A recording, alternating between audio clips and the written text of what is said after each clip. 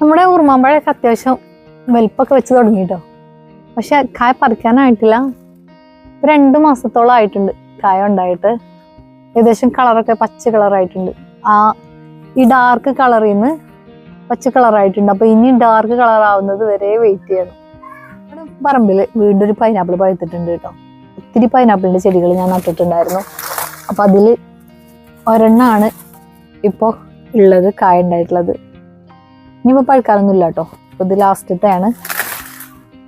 അപ്പൊ ഇതൊന്ന് പറിച്ചെടുക്കാം.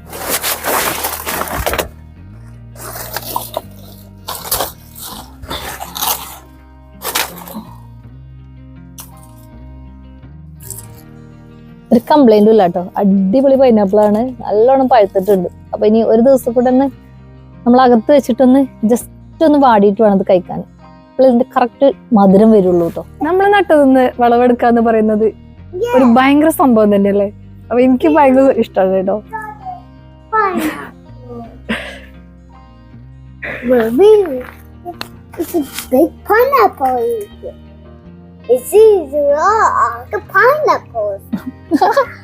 ആണോ? പിടിച്ചോ? It's a big pineapple. Big pineapple. Okay, big pineapple. അപ്പൊ 2-3 ദിവസങ്ങൾക്ക് ശേഷം നമ്മൾ പൈനാപ്പിൾ ഒന്ന് കട്ട് ചെയ്യാം കേട്ടോ. ഇത് ബേബിനെ കാണാണ്ട് ഞാൻ ഒളിപ്പിച്ചു വെച്ചതായിരുന്നു. ബേബി മാത്രമാണ് ഞാൻ പൈനാപ്പിള് പറിച്ചു കൊണ്ടുവന്ന സമയത്ത് കണ്ടിട്ടുണ്ടായിരുന്നത്.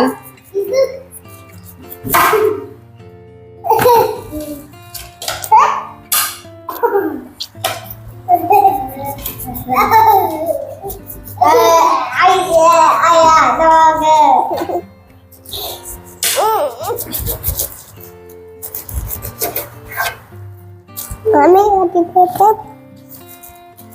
Tobacco. എനിക്ക് വേണോ? അതിൽ മുള്ളുണ്ടല്ലോ, കയ്യിൽ കുത്തൂട്ടോ. കട്ട് ചെയ്തിട്ട് തരാം കേട്ടോ.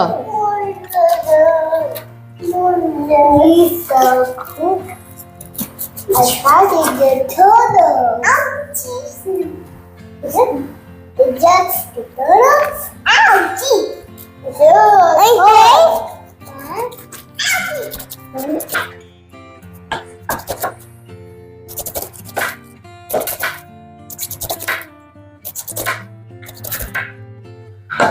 എന്തെറ്റി ശൂഷികളെ? I want to rain umbrella.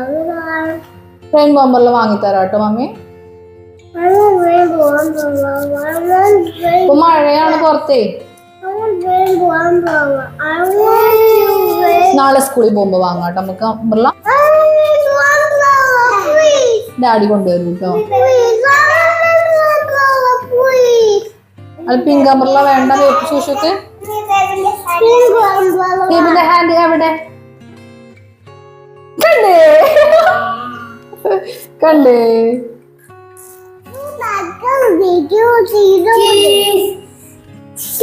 ആർക്കാ ഫസ്റ്റ് വേണ്ടത്? ഫസ്റ്റ് പൈനാപ്പിൾ ആർക്കാ വേണ്ടേ?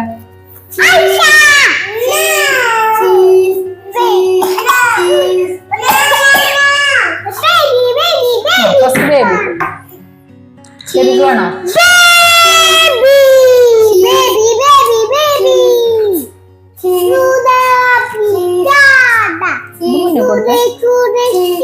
മുന്നുകുട്ടാ നോ.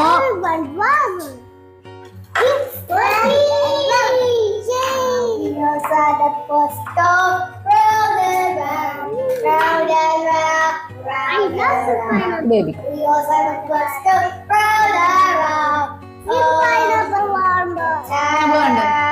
ഇഷ്ടമായില്ല? ബേബിക്ക് വേണ്ടേ? ബേബിക്ക് വേണോ? ബേബിക്ക് വേണ്ടേ? പിന്നെ എന്താ വേണ്ടത്? ഇമ്മേ പ്ലേറ്റ് പൊട്ടിപ്പോവും. അതെന്താ ശോശോ?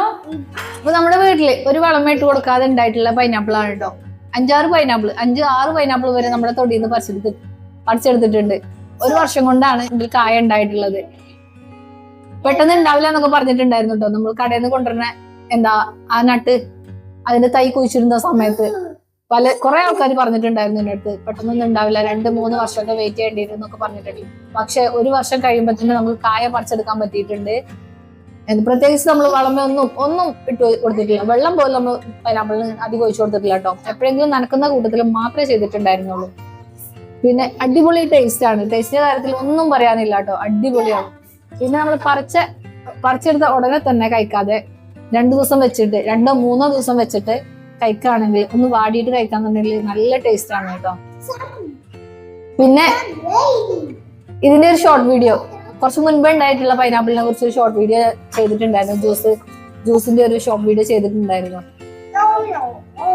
അപ്പോ നമ്മുടെ മക്കൾക്കാണെങ്കിലും നമ്മൾ വിഷം അടിക്കാത്തതൊക്കെ കൊടുക്കാന്നുള്ളത് നമ്മുടെ വീട്ടിൽ തന്നെ ഉണ്ടാവുന്ന അത്രയും നല്ലതല്ലേ.